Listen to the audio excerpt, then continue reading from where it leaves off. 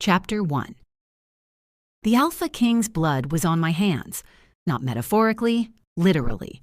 Crimson and warm spreading across my palms as I pressed the compress against the gash on his shoulder, my fingers trembling despite every ounce of training screaming at me to stay calm.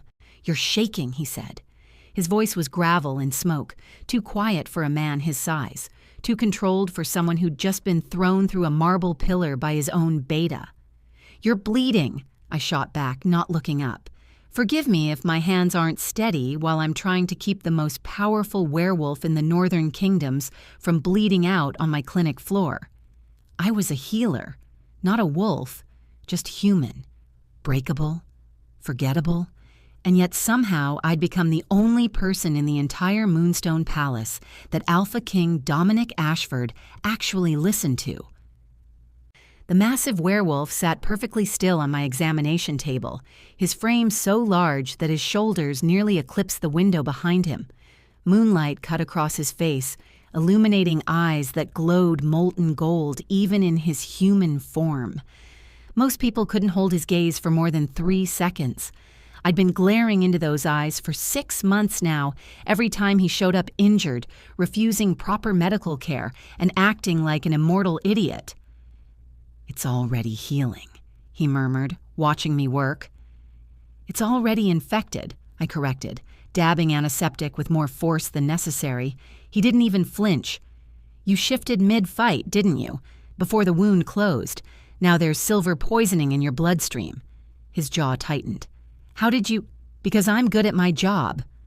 I finally met his eyes, and something in my chest constricted. Something that had been constricting for months now, every time he looked at me like I was a puzzle he couldn't solve. "And because you keep coming here, instead of going to the pack healers who are actually trained for werewolf physiology. They ask too many questions.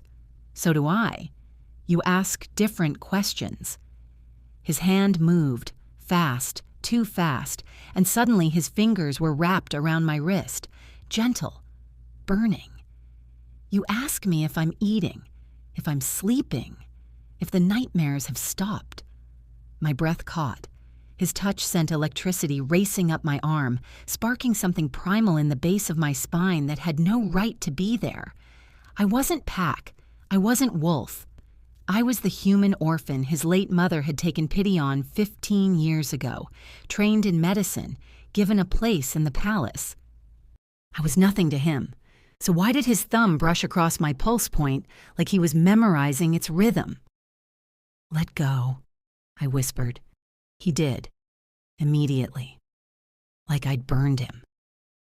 I stepped back, wrapping fresh gauze around his shoulder with practiced efficiency, trying to ignore the way my hands still tingled. "You need rest, real rest, and you need to stop picking fights with Marcus." Marcus challenged my authority in front of the entire council. "Marcus is your beta and your oldest friend. He's worried about you." I secured the bandage and stepped away, putting the examination table between us like a barrier. "Everyone's worried about you. Ever since Elena—" "Don't." The word came out as a growl, and suddenly the room felt smaller, colder. His eyes flashed pure gold. "Don't say her name." Elena Whitmore. The Luna Queen. The female who was supposed to be his fated mate, his perfect match, the one destined to rule by his side. She'd rejected him 3 months ago, publicly, brutally, and she'd done it for his younger brother. The scandal had nearly torn the kingdom apart. Some packs had threatened to break their allegiance. Others demanded blood. But Dominic had done nothing, said nothing, just retreated into himself, into silence, into this dangerous spiral of self-destruction that I was watching claim him piece by piece. "You can't keep doing this," I said quietly, "pushing everyone away, hurting yourself. One day you're going to—" The door burst open. I spun around as 3 guards rushed in, their faces pale with panic. The lead guard, Samuel, looked between me and the Alpha King, his expression torn. "Your Majesty," he said, breathless. "There's been an incident. The council has called an emergency session." Dominic was already on his feet, moving with lethal grace despite the injury. What happened? It's about the prophecy, sire. The oracle's prophecy from 18 years ago. Ice flooded my veins. The prophecy. The one that every wolf in the kingdom whispered about, but no one dared speak aloud. The one about a human-born healer who would either save the Alpha King's life or destroy his kingdom. Samuel's eyes cut to me for just a fraction of a second. That's when I knew. They know, I breathed, don't they? Dominic moved between me and the guards instantly, his body a wall of muscle and menace. Know what? Samuel swallowed hard. The council has discovered evidence that Sage Winters might be the one from the prophecy, and they voted to have her removed from the palace. Tonight. The floor dropped out from under me. Removed. That was a polite word for executed. Over my dead body, Dominic snarled, and the temperature in the room plummeted. His alpha power radiated outward in waves, making the guards stumble back, making my knees weak. Your Majesty, please, get out. They fled. The silence that followed was deafening. I couldn't breathe, couldn't think. 18 years. I'd lived here for 18 years, and somehow they'd finally connected the dots, found the truth. Sage. Dominic turned to me and his eyes were blazing. Tell me it's not true. My throat closed because I wanted to lie, wanted to protect him from this. But I'd never lied to him before, and I couldn't start now. I don't know, I whispered. I've never known for certain. But the oracle came to me when I was 5 years old. She said, my voice broke. She said I would be bound to the Alpha King's fate, that our paths were woven together, and that one day I would have to make a choice that would either save him or end everything he loves. Dominic stared at me like I'd just driven a blade through his chest. Then he did something that shattered my entire world. He dropped to one knee in front of me. Then I'm making the choice for you, he said, his voice raw and broken and absolutely certain. Right here, right now. What are you? I, Dominic Ashford, Alpha King of the Northern Kingdoms, claim you as my mate. The words hit me like a physical blow. The room spun. This wasn't possible. This wasn't... The prophecy said you're bound to my fate, he continued, reaching for my hand. His fingers were shaking. So I'm binding you to me, officially. If you're my mate, the council can't touch you. If you're my Luna, you're untouchable. You're insane, I gasped. You can't just... You don't even... We're not fated mates. I don't care. The kingdom will revolt. Let them. Dominic, you're not thinking... I have never been more certain of anything in my entire life. He stood, still holding my hand, his eyes burning into mine with an intensity that stole my breath. You've been saving my life for 6 months, Sage. Every day, every night, every time I showed up broken and bleeding and ready to give up. You're the only thing keeping me alive. Tears burned my eyes. That's not love, that's dependency. Maybe. His thumb brushed across my knuckles. Or maybe I've been falling for you since the first time you yelled at me for not eating properly. Maybe I've just been too much of a coward to admit it. My heart was breaking, soaring, shattering into a million pieces. They'll kill us both, I whispered. Then we die together. Outside, I heard shouting, footsteps. The council was coming. And I had exactly 5 seconds to make the choice that would change everything. Real quick. To everyone who's been with us on this journey, thank you. Your comments, your likes, every single share, you're building something special here. And if this is your first time finding us, perfect timing. You've just discovered stories that'll make your heart race and your wolf howl. And also, I need to know something. Drop a comment right now and tell me, where in the world are you watching from? I love seeing how far our pack reaches. And hey, if you're tired of cliffhangers, Hit that subscribe button and turn on notifications. Trust me, you won't want to miss what happens next. Also, smash that like button if you believe some alphas need to be put in their place. Now, let's begin. Chapter 2. I yanked my hand away from Dominic's, not because I didn't want this, because I did, desperately, dangerously. And that was exactly the problem. No, I said, backing toward the window. Absolutely not. You are not sacrificing your entire kingdom for me. I won't let you. His expression darkened. You don't get to make that decision. Neither do you, my voice cracked. You think claiming me as your mate fixes this? They'll say you're compromised. They'll say the prophecy is already corrupting you. They'll use it as proof that I need to be eliminated. Then what do you suggest? He growled. Let them drag you away? Execute you for a crime you haven't committed? I'll run. The words hung in the air between us. Dominic went very, very still. Say that again. I'll leave. Tonight. Before they can... I didn't get to finish. He was across the room in a heartbeat, his hands on my shoulders, his face inches from mine. This close, I could see the gold threading through his dark eyes. Could smell cedar and winter storms and something wild that made my pulse spike. You are not running, he said, each word carved from stone. Do you understand me? You are not leaving this palace. You are not leaving me. You don't own me. No. But I will burn this entire kingdom to ash before I let anyone hurt you. The door slammed open again. This time, it wasn't guards. 7 council members swept into my clinic like a murder of crows, their formal robes swirling. At their head was Chancellor Mortimer, a silver-haired werewolf with eyes like chips of ice and a smile that had never reached them. Your Majesty, he said smoothly, though his gaze was fixed on me. How fortunate we found you here. We were concerned when you didn't appear for the emergency session.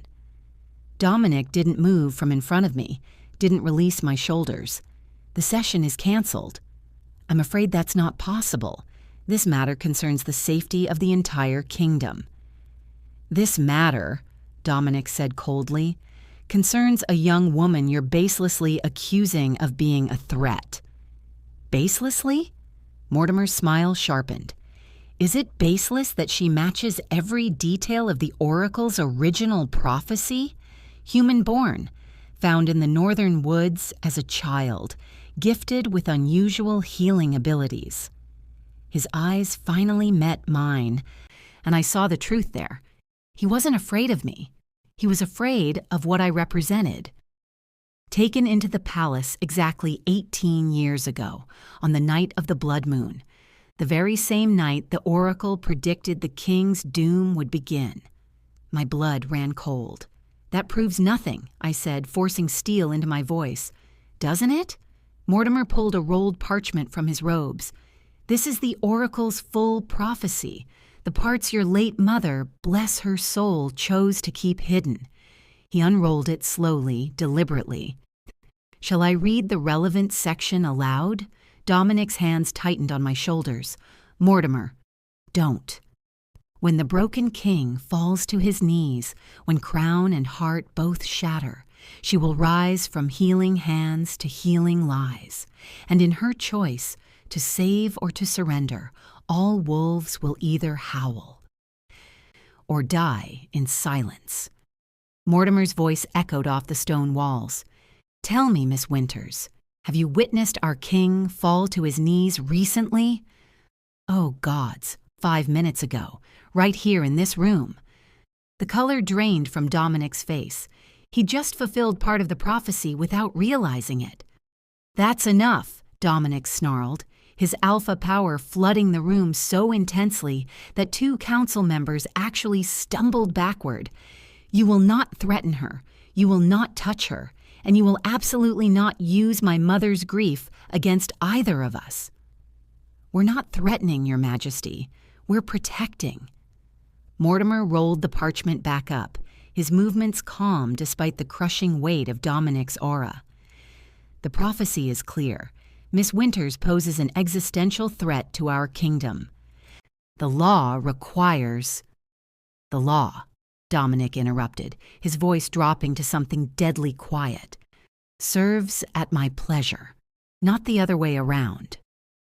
The room went silent. I'd never heard him use that tone before.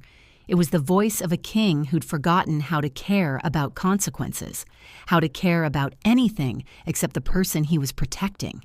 And that terrified me more than the prophecy ever could.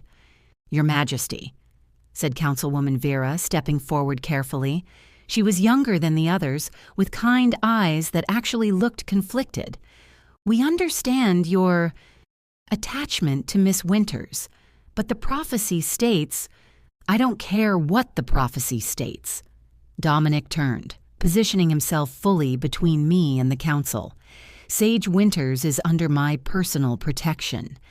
Anyone who attempts to harm her will answer to me directly." "And if the prophecy comes true," Mortimer challenged, "if she destroys everything, will your protection matter when the kingdom lies in ruins? If my kingdom cannot protect one innocent woman from paranoid superstition, then maybe it deserves to fall." Gasps echoed around the room. Even Vera looked shocked. I felt tears burning my eyes. He was doing it. Actually doing it. Choosing me over everything he'd ever known, ever fought for, ever loved. And I couldn't let him. "Stop," I said quietly. Everyone turned to look at me. I stepped out from behind Dominic, ignoring his growl of protest. Faced the council with my chin up and my hands steady, even though I was shaking apart inside. "You want to know if I'm the one from the prophecy?" I said. "Fine, let's find out." "Sage, no." I cut Dominic off with a look. If I'm truly bound to the Alpha King's fate, there's one way to know for certain. The Oracle lives in the sacred grove, doesn't she? Let me go to her. Let me hear the prophecy from her own lips. If she confirms I'm a threat, I'll leave the kingdom willingly. No bloodshed, no war. "Absolutely not," Dominic snapped. "The sacred grove is the only way to end this without destroying everything you've built." I turned to him, and gods, it hurt to see the betrayal in his eyes. "You know I'm right. I don't care if you're right. I care that you're safe. And I care that you're still king when this is over." I reached up, my hand hovering near his cheek but not quite touching. Couldn't touch him. If I touched him, I'd break. "Please, let me do this." The silence stretched. Then Mortimer cleared his throat. "The girl makes a fair proposal, and if the Oracle confirms she's the threat, Your Majesty, surely you would want to know before it's too late." Dominic's eyes never left mine. I watched the war raging behind them, alpha instinct versus logic, heart versus duty. Finally, he spoke. "Fine, but I'm going with you." "Your Majesty, that's highly irregular. I don't care." Dominic's voice was final. "Those are my terms. Sage goes to the Oracle and I accompany her. Or the Council can try to remove her by force and see how that works out for everyone involved." His alpha aura pulsed again, making the threat crystal clear. Mortimer's jaw tightened, but after a moment he nodded. "Very well. The journey to the sacred grove takes 3 days. You'll depart at dawn." "We leave tonight," Dominic corrected. "Right now. But the preparations can be made while we travel. Gather provisions, alert the guards, and send word ahead to the grove's guardian. We leave in 1 hour." The dismissal was absolute. One by one, the council members filed out, though Mortimer lingered at the door. "Be careful, Your Majesty," he said softly. "The prophecy warned about your heart shattering. Don't let it blind you to the truth." Then he was gone. I waited until the door clicked shut before I let myself slump against the examination table, my legs finally giving out. Dominic was there instantly, catching me, pulling me against his chest. "You're shaking," he murmured into my hair. "I'm terrified," I admitted, "of what we're going to find, of what the Oracle will say, of what I might be." His arms tightened around me. "Whatever she says, we face it together. You understand? No more sacrificing yourself for my sake." I pulled back enough to look up at him. That's rich coming from the man who just tried to claim me as his mate to save my life. That wasn't just to save your life. His hand came up, cupping my face with devastating gentleness. That was me finally admitting what I've known for months, what I was too broken to accept. My breath caught. Dominic, I love you, Sage. Prophecy or no prophecy. Fate or no fate. I love you. The words shattered something inside my chest, because I loved him too. Had loved him probably since the first night he'd shown up at my clinic, bleeding and furious and refusing to show weakness to anyone but me. But loving him might be exactly what destroyed everything. We should pack, I whispered, because I couldn't say the words back. Not yet. Not when tomorrow might prove I was his doom. He nodded slowly, released me, but his eyes promised this conversation wasn't over. I was halfway to the door when his voice stopped me. Sage? I turned.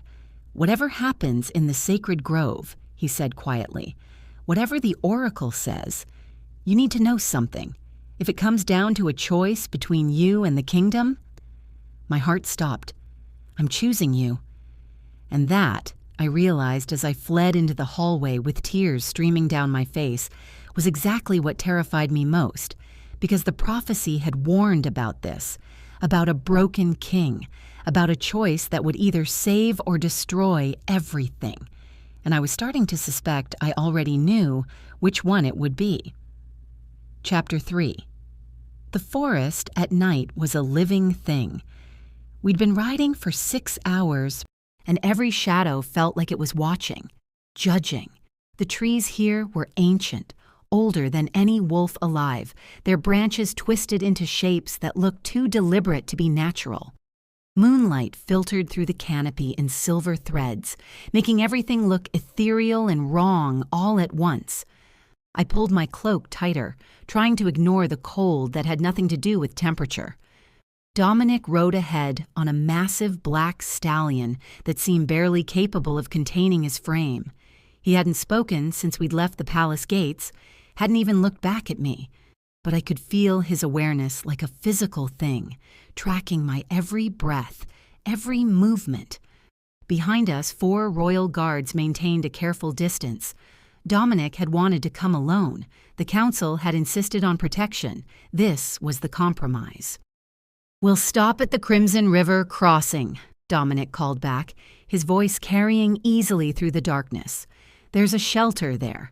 We can rest for a few hours." "I'm fine," I lied. He finally turned in his saddle, those gold-flecked eyes finding mine unerringly. "You've been swaying for the last mile. When's the last time you slept?" "When's the last time you did?" His jaw tightened, but he didn't answer, which was answer enough. We rode in silence for another 20 minutes before the sound of rushing water reached us. The Crimson River, named for the red clay banks that stained its waters, rust-colored even in moonlight. A small stone shelter sat beside it, built centuries ago for travelers making the journey to the sacred grove. Dominic dismounted in one fluid motion, then moved to help me down before I could protest. His hands wrapped around my waist, and for a moment we were frozen like that. Me looking down at him looking up at me. Both of us pretending this was normal, professional, not charged with everything we'd left unsaid. He lowered me slowly, too slowly, and when my feet touched the ground, he didn't immediately let go. "Sage," he started, "Your Majesty." One of the guards approached, saving me from whatever he'd been about to say. "The shelter's clear. We'll establish a perimeter and keep watch in shifts." Dominic nodded curtly, finally releasing me. "No one approaches without my explicit permission. Understood?" "Yes, sire." I ducked into the shelter before I could do something stupid, like lean into his touch, like admit that every fiber of my being was screaming at me to forget the prophecy and just tell him I loved him back. The shelter was small, just 4 stone walls and a roof, with a fire pit in the center and sleeping rolls stacked against one wall. Someone had left dried wood. Within minutes, I had a fire going, the orange glow pushing back the darkness. I was arranging the sleeping rolls when Dominic entered, carrying supplies from the horses. He moved with that predatory grace that made it impossible to forget what he was, what he could become. "You should eat," he said, pulling out dried meat and bread. "So should you." Sage. Dominic. We stared at each other across the fire. Then, despite everything, I felt a smile tug at my lips. The absurdity of it. Arguing about food while on our way to potentially discover I was fated to destroy his kingdom. His expression softened. "There it is." "What?" "The first time you've smiled since we left." He lowered himself to the ground across from me, sitting cross-legged like this wasn't the most informal I'd ever seen him. I was starting to forget what it looked like. My smile faded. This isn't exactly a situation that inspires joy. No, but I'd rather see you smile once than watch you carry the weight of the entire prophecy on your shoulders. He tore off a piece of bread, held it out to me. "Eat, please." I took it, more to avoid arguing than because I was hungry, but the moment the food hit my stomach, I realized I was starving. When had I last eaten? Yesterday morning? We ate in silence for a while, the fire crackling between us. Outside, I could hear the guards making their rounds, the river rushing past, an owl calling somewhere in the distance. Normal sounds, a normal night, except nothing about this was normal. "Can I ask you something?" Dominic said finally. I looked up. "You're the king. You can ask me anything." "Not as a king, as—" He hesitated. "As someone who cares about you. When did you first suspect? About the prophecy?" I'd known this question was coming, had been dreading it. "I was 7, I said quietly. "Your mother, the queen, she was kind to me, patient. She taught me to read, to write, to understand medicine. But sometimes I'd catch her watching me with this look, like she was waiting for something, afraid of something. She knew. She knew." I stared into the flames. One night, I couldn't sleep. I went to her chambers, and I heard her crying. She was talking to someone. I never found out who. And she said that loving me was the hardest thing she'd ever done, because she knew what I might become. Dominic's expression shattered. Gods. She protected me anyway, for 18 years, even though she knew the risk. Tears pricked my eyes. That's why I can't let you make the same choice, why I can't let you sacrifice everything for me. She wasn't sacrificing everything. She was doing what was right. Was she? I looked at him directly. Or was she gambling the fate of the kingdom on the hope that love could change prophecy? The question hung between us. Dominic leaned forward, his eyes intense. "Did you ever ask the oracle yourself? Before all this?" I shook my head. "Your mother forbade it. She said some truths were too dangerous to seek out, that if I was meant to know, the knowledge would find me when the time was right. And now it has. Now it has," I agreed, "which is why we need to prepare for the possibility that the oracle confirms everything, that I am the threat, that the only way to save your kingdom is—" "Don't." His voice was sharp. "Don't even finish that sentence. Dominic, we have to be realistic." "No, we don't." He stood abruptly, pacing the small space like a caged wolf. "Everyone keeps telling me to be realistic, to be practical, to put the kingdom first. But you know what? I tried that. I tried doing everything right. I accepted a mate bond I never wanted with Elena because it was good for the kingdom. I ignored every instinct screaming at me that something was wrong because duty came first. And where did that get me?" He spun to face me, and the raw pain in his eyes made my chest ache. "She rejected me, Sage. In front of the entire court, she looked me in the eye and said I was never enough for her, that she'd been in love with my brother the entire time we were together, and I stood there and took it because that's what a good king does. He endures." "Dominic." "But I'm done enduring. I'm done sacrificing pieces of myself for people who don't even see me as a person. He crossed the space between us in 2 strides, dropping to his knees in front of me. You see me. Not the crown, not the prophecy, not the broken alpha everyone whispers about. You see me.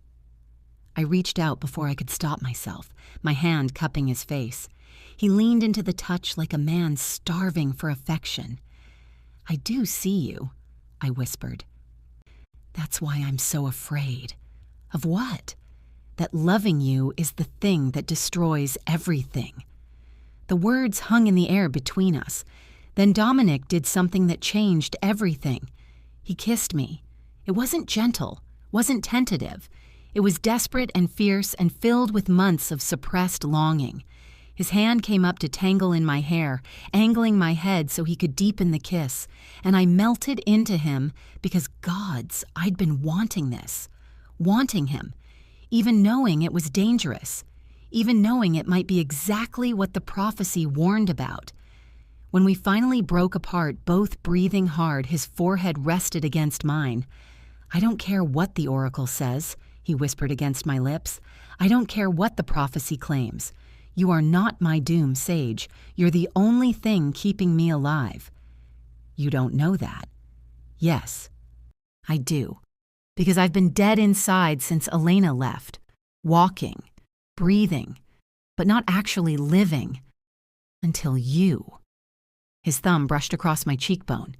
You made me want to fight again, want to heal, want to believe that maybe I deserved something good. Tears spilled down my cheeks. What if you're wrong? What if choosing me destroys your kingdom? Then at least I'll have lived before I died. A sound outside made us both freeze. Footsteps, running. Then a guard's urgent voice. Your Majesty, we have a situation. Dominic was on his feet instantly, his entire demeanor shifting from vulnerable to lethal in a heartbeat. Report. The guard burst in, his face pale. There's someone approaching, not from the road, from the forest. And sire, they're carrying the oracle's seal. My blood ran cold. We weren't supposed to reach the sacred grove for another 2 days. The oracle never left her domain. It was one of the fundamental laws. She remained in the grove, and those seeking her wisdom came to her, unless something was very, very wrong.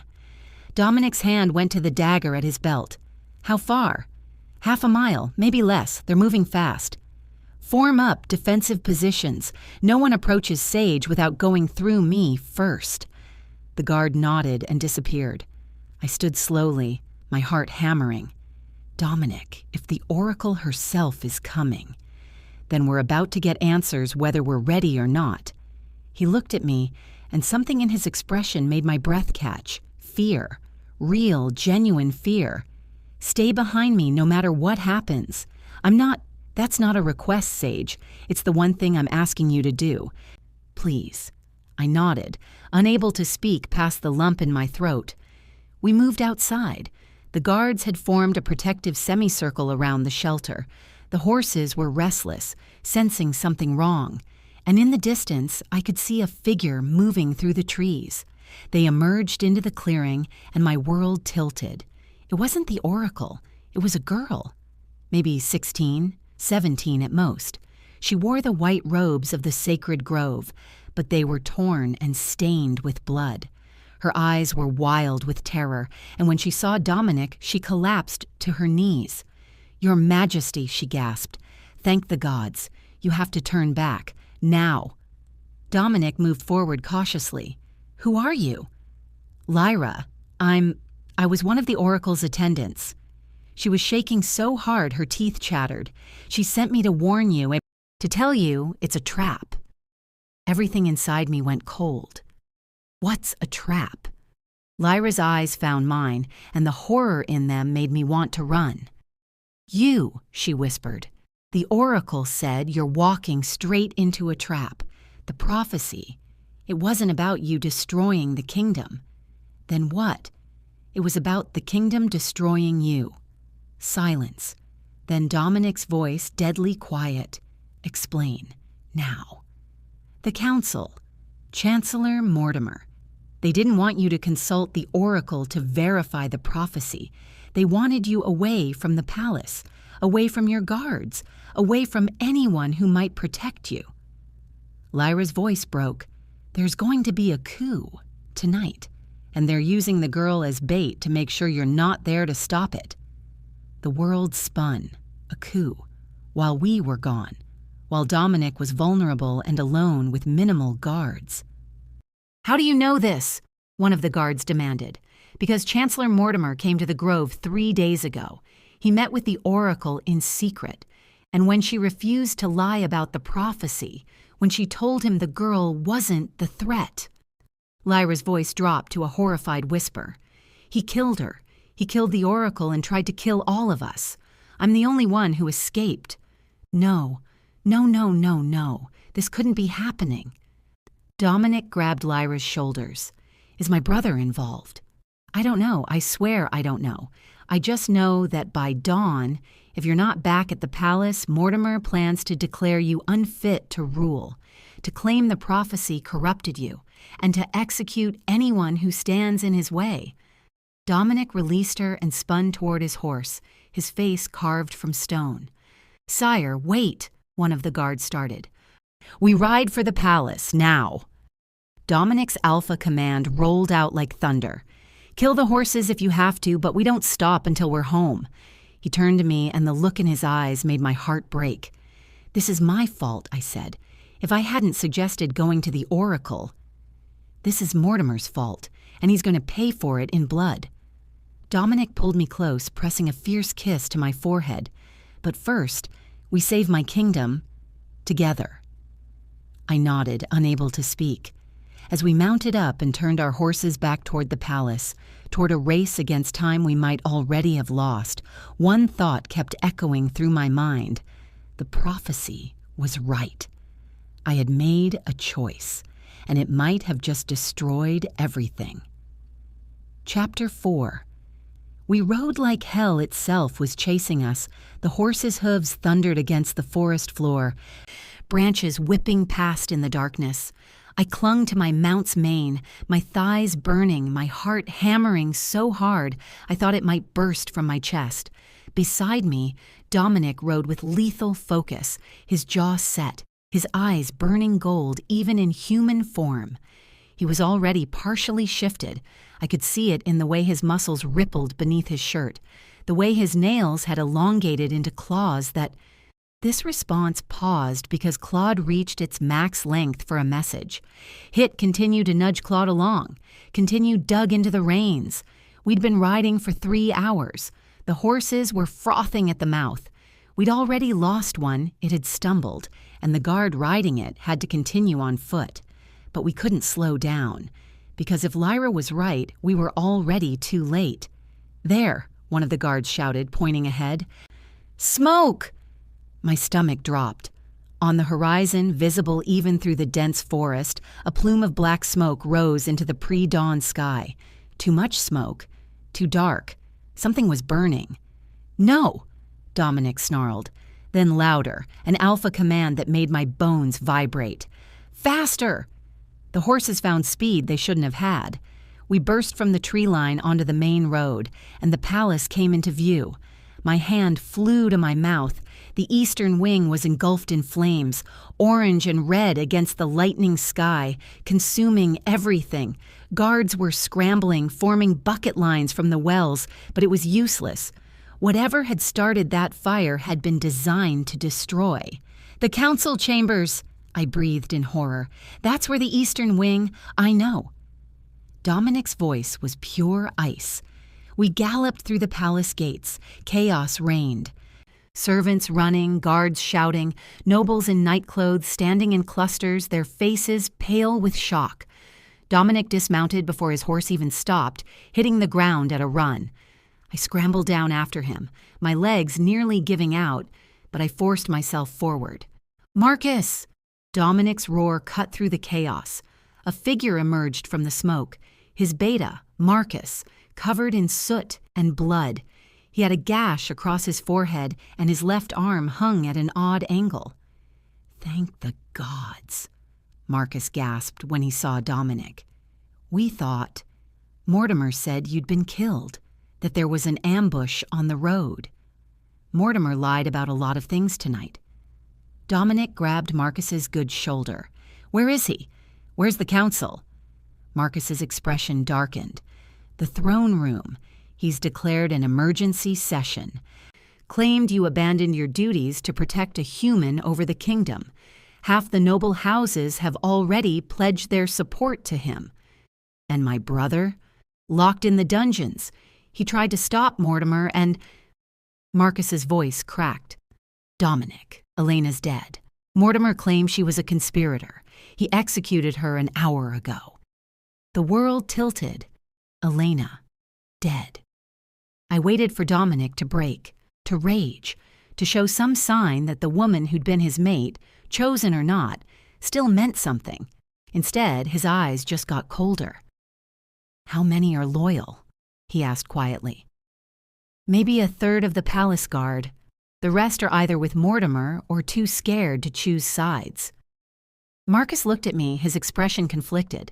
He's using her, Dominic, saying she's proof you're compromised, that you chose a human over your kingdom, just like the prophecy warned. Then I'll prove him wrong. Dominic turned to the remaining guards with us. Get Sage to the safe house, the one beneath the library. Don't let anyone in except me or Marcus. No.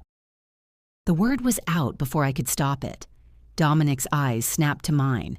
Sage? No, I repeated, stepping forward. You are not hiding me away while you walk into an ambush. That's exactly what Mortimer wants. You show up without me and he'll say I ran, that I abandoned you, that the prophecy is coming true. I don't care what he says, but your people do. I grabbed his arm, forcing him to look at me. You said it yourself. They already think I'm the threat. If I hide, I prove them right. But if I stand beside you... I took a breath. If I stand beside you and face them, maybe we can change the narrative. You want to walk into a room full of people who want you dead?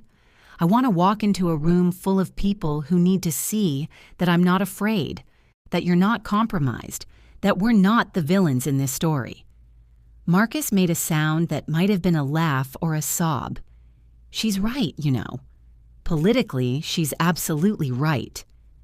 Dominic closed his eyes. I could see the war raging behind them, every protective instinct screaming at him to lock me away, to keep me safe. But he was also a king, and he knew what optics mattered. When he opened his eyes again, they were resigned. You stay behind me. You don't speak unless I give you permission. And if things go bad... He cupped my face with both hands. If things go bad, you run. Promise me. I wanted to argue, but the look in his eyes stopped me. I promise, I lied. He knew I was lying, but he nodded anyway. We moved through the palace like a storm front. Word of Dominic's return spread fast. I could see faces in windows, servants whispering, guards straightening to attention. Some looked relieved, others looked terrified. The throne room doors were closed. 2 of Mortimer's guards stood in front of them. The council is in emergency session, one said, his hand on his sword. No one enters without... Dominic's hand shot out, grabbing the guard by the throat. He lifted him off the ground, one-handed, his eyes blazing pure gold. I am the Alpha King of the Northern Kingdoms, he said softly. Those are my doors. That is my throne. And you have exactly 3 seconds to open them before I paint these walls with your blood. The guard's face turned purple. His companion scrambled to open the doors. Dominic dropped the first guard and strode through. And gods, he was magnificent. Every inch the Alpha King. Every inch the predator these people had forgotten he could be. The throne room fell silent as we entered. Chancellor Mortimer stood on the raised platform where the throne sat, surrounded by at least 20 armed guards. The remaining council members were arrayed behind him, and filling the hall were dozens of nobles, pack leaders, and officials. All eyes turned to us. Well, Mortimer said, his voice carrying across the vast space, the rumors of your death, appear to have been greatly exaggerated, Your Majesty." "No thanks to you." Dominic moved down the center aisle, and I followed, my heart in my throat. "Did you really think I wouldn't figure it out? That your little trap was clever enough to fool me?" Murmurs rippled through the crowd. Mortimer's expression didn't change. "I don't know what you mean.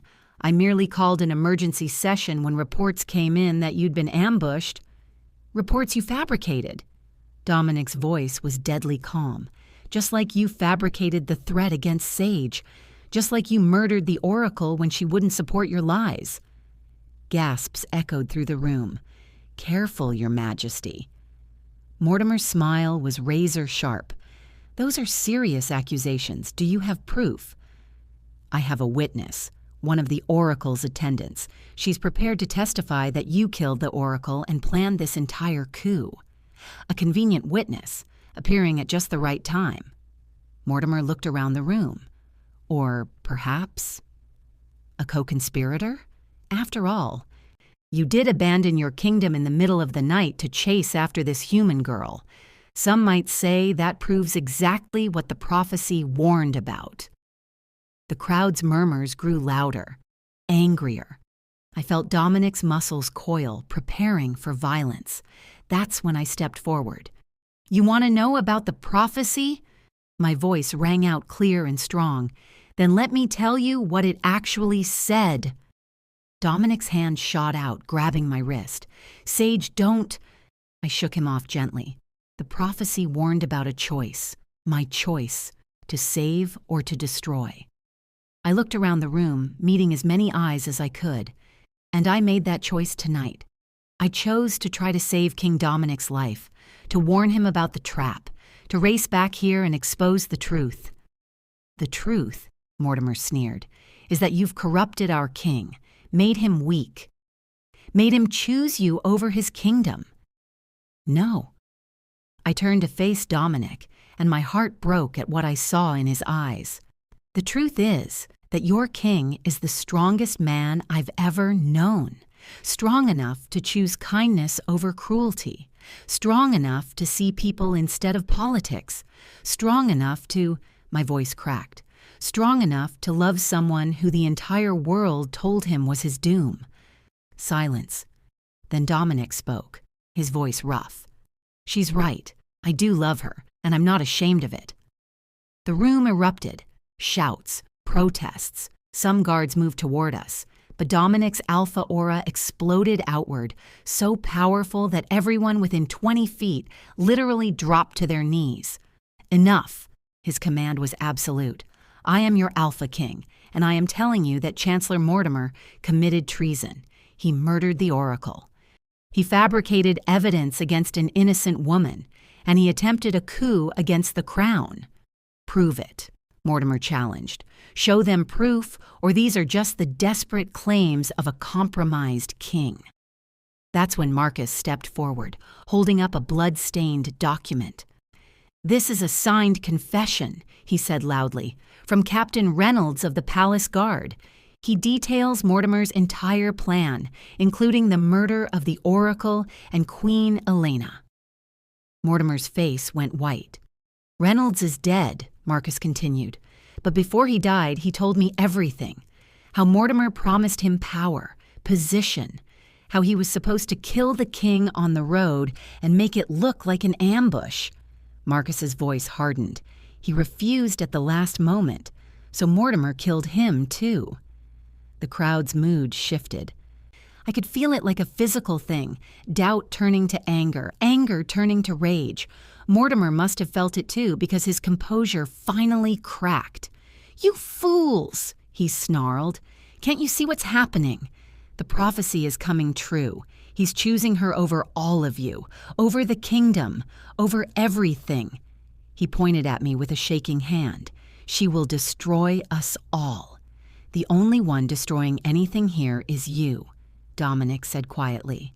Then louder, "Mortimer Graves, I hereby strip you of your title, your position, and your freedom. You will stand trial for treason, murder, and conspiracy against the crown." Guards moved forward, loyal ones this time. But Mortimer wasn't done. "If I fall," he hissed, his eyes blazing with madness, "I'm taking her with me." He moved so fast I barely saw it, a knife hidden in his robes. He threw it with perfect accuracy, straight at my heart. Time slowed. I saw Dominic turn, saw his eyes go wide with horror, saw him reach for me. But he was too far away. The knife was going to hit. I was going to die, and the prophecy would be complete. My choice to save him would end with my death, and his heart would shatter, just like it warned. Then something inside me snapped. I felt it like a physical thing, a barrier breaking, a dam bursting. Power flooded through my veins, burning like liquid fire. My hands moved on instinct, and light erupted from my palms. Pure, white, blinding light. The knife disintegrated mid-air, and Mortimer flew backward like he'd been struck by lightning, slamming into the wall with bone-crushing force. The entire room went silent. I stared at my hands, glowing with power I'd never known I had, and felt the truth settle into my bones. I wasn't the doom from the prophecy. I was something else entirely, something the Oracle had been protecting, something Mortimer had feared. "What?" someone whispered. "What is she?" Dominic reached me, his hands on my shoulders, his eyes searching mine. "Sage? Are you—" "I don't know," I breathed. "I don't know what I am." But looking around the room, at the fear, the awe, the confusion on every face, I knew one thing. Everything had just changed, and we were about to find out if the prophecy's real warning had ever been about me at all.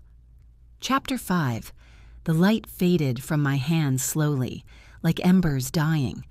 I stood in the center of the throne room, surrounded by hundreds of witnesses who'd just watched me do something impossible. Something that shouldn't exist. Mortimer lay crumpled against the wall, unconscious or dead. I couldn't tell which, and part of me didn't care. The silence was deafening. Then someone screamed, "Witch!" A noble in the back, his face twisted with terror. "She's a witch! Seize her!" No one moves. Dominic's alpha command crashed over the room like a tidal wave. Guards who'd been reaching for weapons froze mid-motion. Anyone who touches her answers to me. But I could see it in their eyes. All of them. The fear, the suspicion, the certainty that I was exactly the threat they'd always believed me to be. "Dominic," I whispered, my voice shaking. "I didn't know, I swear, I didn't know I could do that." "I believe you." His hands were still on my shoulders, grounding me. "But we need to get you out of here. Now." "Running will only prove them right," Marcus said quietly, moving to stand beside us.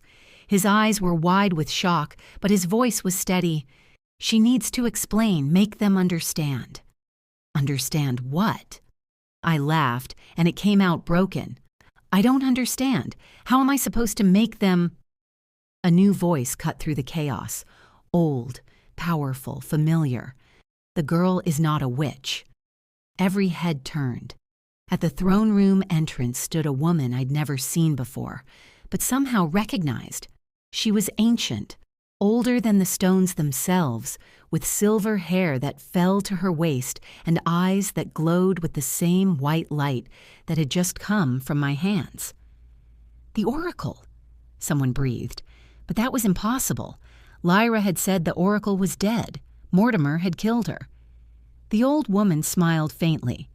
"I am not the Oracle you knew. I'm the one who came before, the first Oracle, and I have been waiting a very long time for this moment." She moved through the crowd with surprising grace, and people parted for her like water.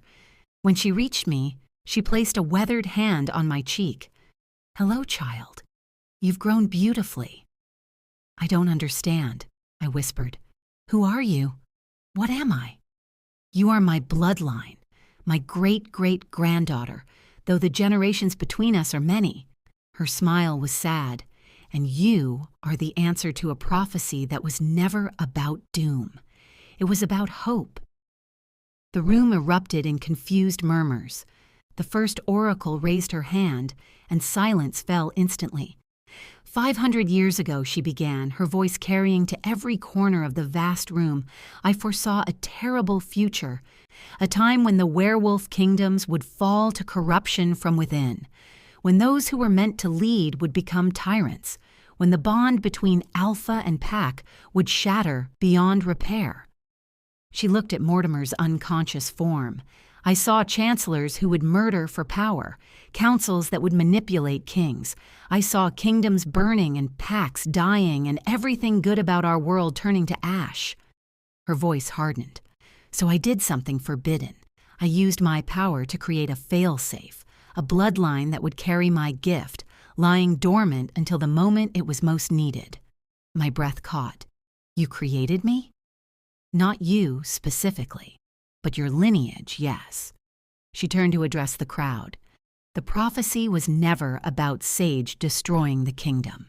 It was about her saving it from those who would destroy it themselves. She is not your doom. She is your salvation.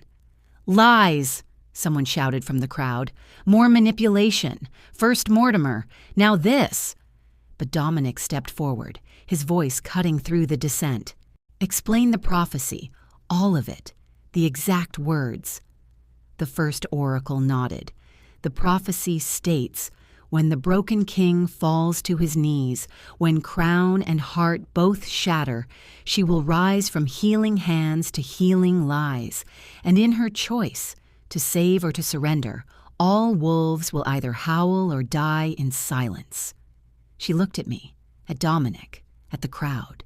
The broken king did fall to his knees, not in weakness but in love, in choosing someone who saw his worth beyond his crown. Her eyes found Dominic. Your heart did shatter when Elena rejected you, but instead of letting that break you completely, you opened yourself to healing. To Sage. Tears were streaming down my face now, and she rose from healing hands, quite literally as your palace healer, to heal the lies Mortimer told, the lies that would have destroyed this kingdom from within. The first oracle's voice rang with power. Her choice was never between saving you or destroying the kingdom. It was between surrendering to fear or saving everyone, and tonight she chose to save. The silence that followed was absolute. Then Marcus dropped to one knee. I pledge my loyalty, he said clearly, to Alpha King Dominic Ashford and to Sage Winters, protector of the realm. One by one, others followed. Guards, nobles, even some of the council members who'd supported Mortimer. Not everyone. Some still looked terrified, doubtful. But enough knelt that the tide had clearly turned. Dominic pulled me close, his arms wrapping around me like he was afraid I might disappear. You saved them, he whispered against my hair. You saved all of them. We saved them, I corrected, together. The first oracle smiled, and now the real work begins, because defeating one corrupt chancellor does not heal centuries of systemic rot. You two will have much to do, much to change. She began to fade, literally, her form becoming translucent. Wait, I called out. Don't go. I have so many questions about my power, about what I am, about... You are exactly what you've always been, child, a healer. The power is simply another tool for healing. Her voice was growing distant.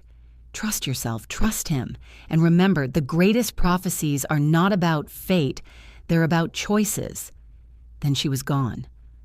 I stood in Dominic's arms, surrounded by a room full of people who just watched their entire worldview shift and tried to process everything that had happened.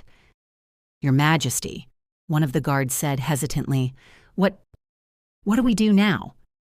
Dominic looked down at me, raised an eyebrow.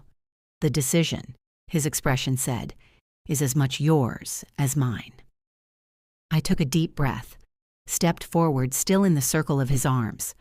First, I said, my voice stronger than I felt, we see to the wounded, the fire in the East Wing. There are people who need help, medical attention. I looked at the healers in the crowd. Anyone with medical training, come with me. Some of them hesitated, but slowly they started moving. Second, Dominic continued, picking up my thread, we arrest anyone who actively participated in Mortimer's conspiracy, but we do it fairly, with trials, with evidence. We don't become the tyrants he accused us of being. Marcus nodded. I'll oversee it personally. And third, I said quietly, looking around at all the faces, some afraid, some hopeful, some still uncertain. We start rebuilding trust between humans and wolves, between the crown and the people. It won't be easy, it won't be fast, but it starts now, today, with all of us choosing to believe that we can be better than our worst fears. The crowd was silent, processing. Then someone, a young female wolf in the back, spoke up. What about you two? Is she going to be our Luna Queen? Every eye turned to us. Dominic's arms tightened around me slightly. I felt him look down, felt the question in his gaze even though he didn't voice it. Was I ready for that? To not just be with him, but to take on the role? The responsibility? The target that would be painted on my back for the rest of my life? I thought about the prophecy, about choice, about how the greatest power wasn't in destiny, but in deciding who you wanted to be.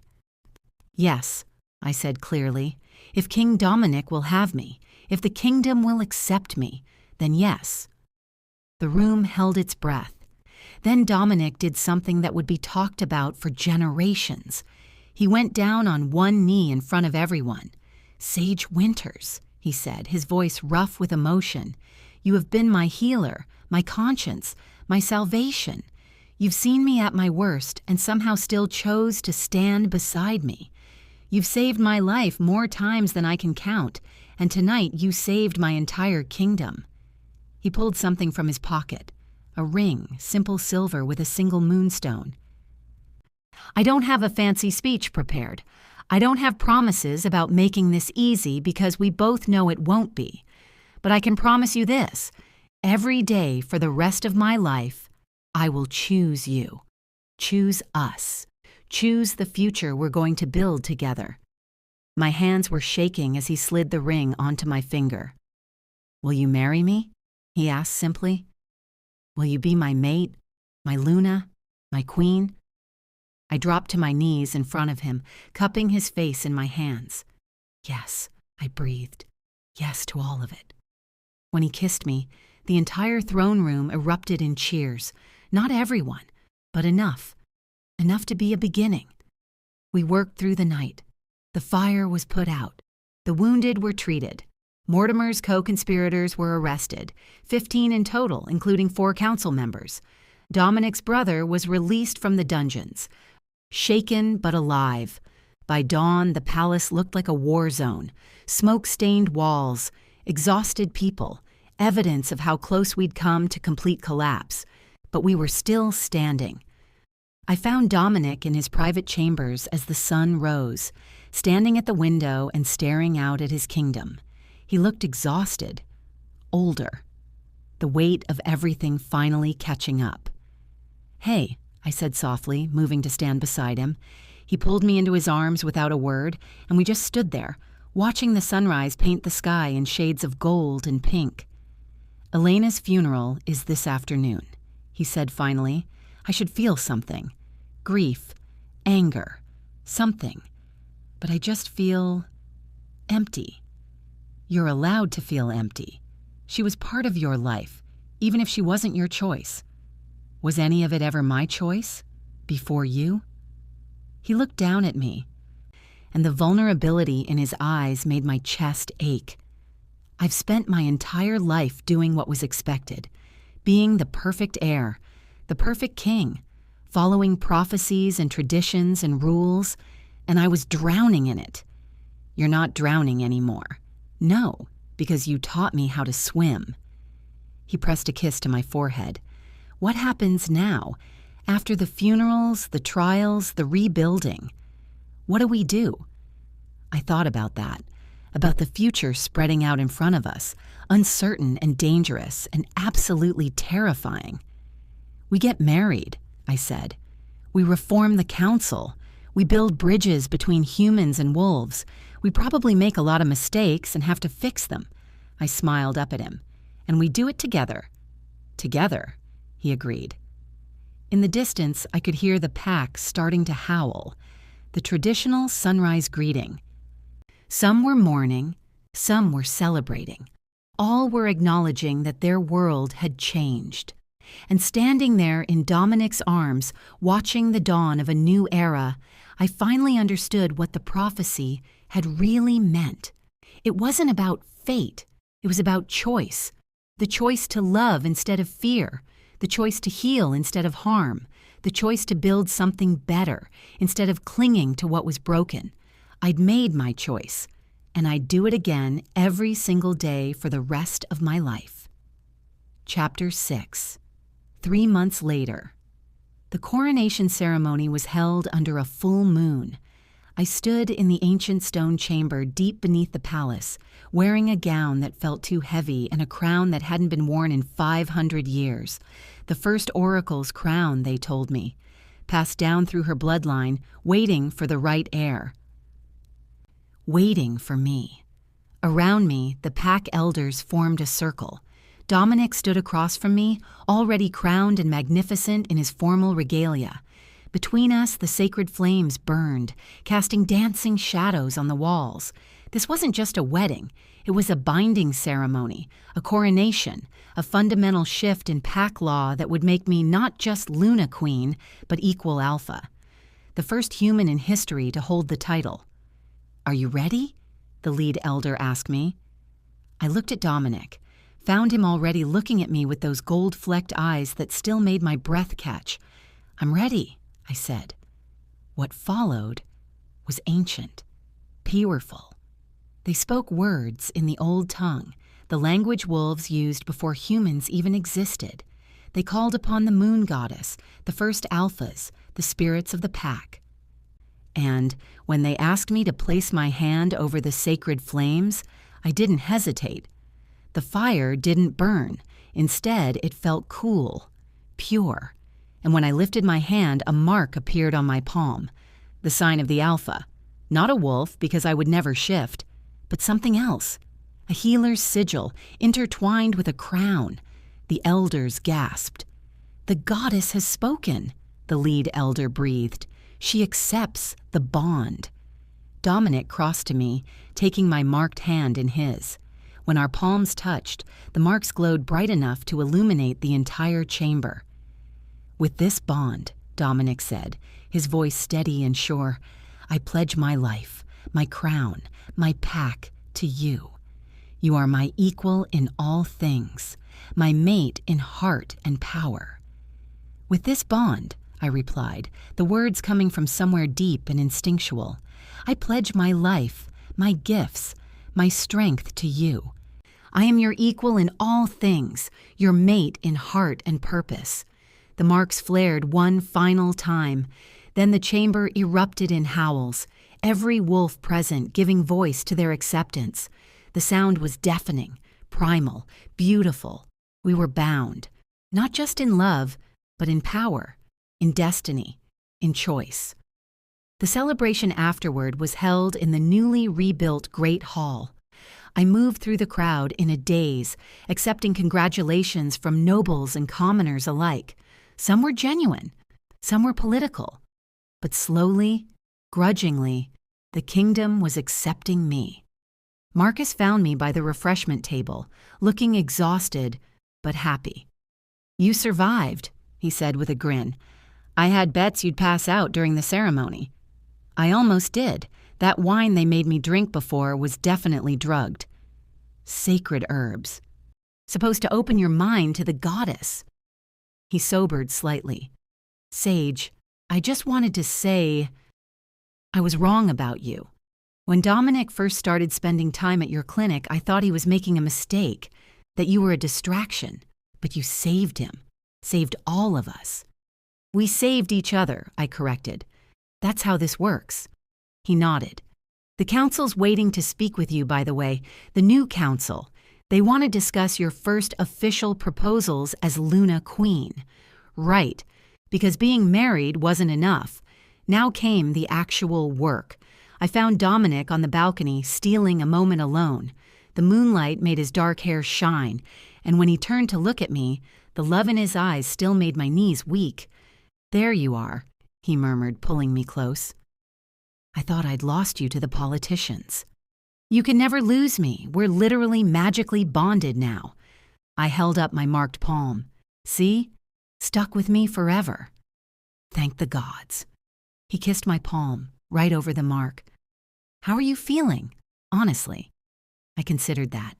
Terrified, excited, overwhelmed, determined. I looked up at him. "Is this what you felt like when you first became king?" "Every day for the first year. Still do sometimes." He tucked a strand of hair behind my ear. "But it gets easier, especially when you have someone who believes in you." "I do believe in you, even when you're being an idiot." "Which is frequently." "Very frequently." We stood there in comfortable silence, watching the celebration through the balcony doors. People dancing, laughing, living. 3 months ago, this kingdom had been on the brink of civil war. Now we were celebrating. Not everything was fixed. The trials were ongoing. Mortimer had survived, but was facing execution. Several noble houses were still in open rebellion against my coronation. There were assassination threats weekly, economic problems, political maneuvering, but we were facing it together. "The council wants to discuss my proposals," I said, "for reforming the healthcare system, integrating human and wolf medicine, training more healers." "They'll fight you on it." "I know, but I'm going to win." I grinned up at him. I learned from the best. "Flattery won't distract me from the fact that you're also planning to propose educational reforms, aren't you? And judicial reforms, and possibly restructuring the entire taxation system." Dominic laughed, a real laugh. The kind I'd rarely heard before we'd gotten together. "You're going to revolutionize the entire kingdom within a year, aren't you?" "That's the plan. Try to keep up, Your Majesty." He spun me around, dipping me dramatically. "I wouldn't dare fall behind, Your Majesty." When he kissed me, the crowd inside cheered. We'd become something of a spectacle, the broken Alpha King and the human healer who'd saved him. Songs were already being written about us, probably terrible ones, but I didn't care, because this, us, was real. Messy and complicated and absolutely terrifying, but real. "Sage," Dominic murmured against my lips. "I need to tell you something." I pulled back slightly, concerned by his serious tone. "What's wrong?" "Nothing's wrong. I never thanked you for choosing me when you could have run, when you could have let the prophecy play out and saved yourself all of this mess." "Dominic, I know I'm difficult, stubborn, emotionally damaged. I know I come with an entire kingdom worth of baggage and problems, but you chose me anyway." His voice was rough with emotion, "and I will spend the rest of my life trying to be worthy of that choice." Tears pricked my eyes. "You're already worthy. You always were. You just needed to see it yourself. I see it now, because you showed me." Inside, someone was calling for us. Time for the first dance, the formal speeches, all the ceremonial nonsense we'd have to endure.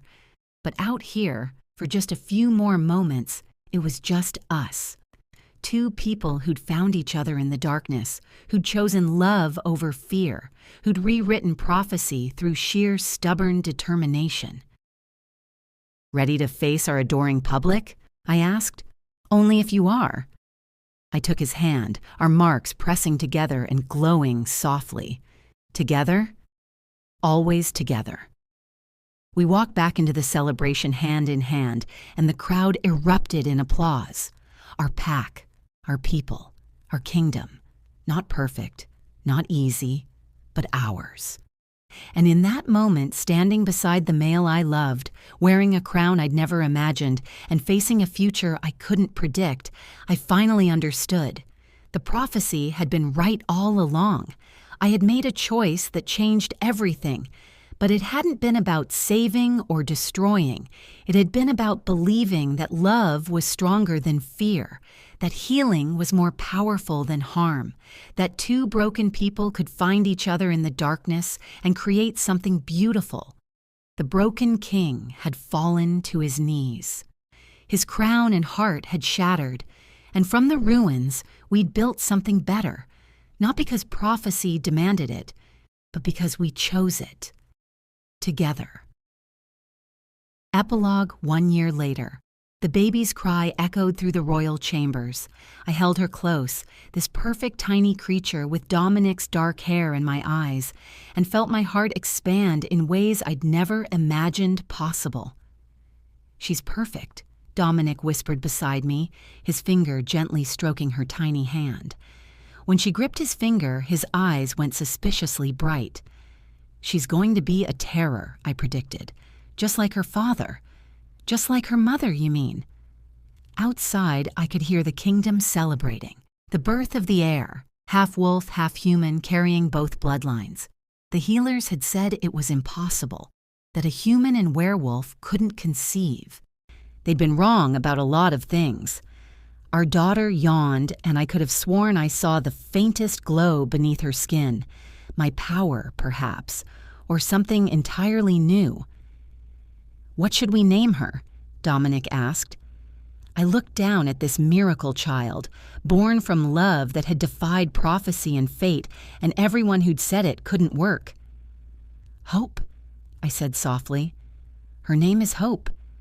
Because that's what she was, what we all were. Not perfect, not without struggle, but hopeful. And that, more than any prophecy, was magic enough. Thank you for joining us.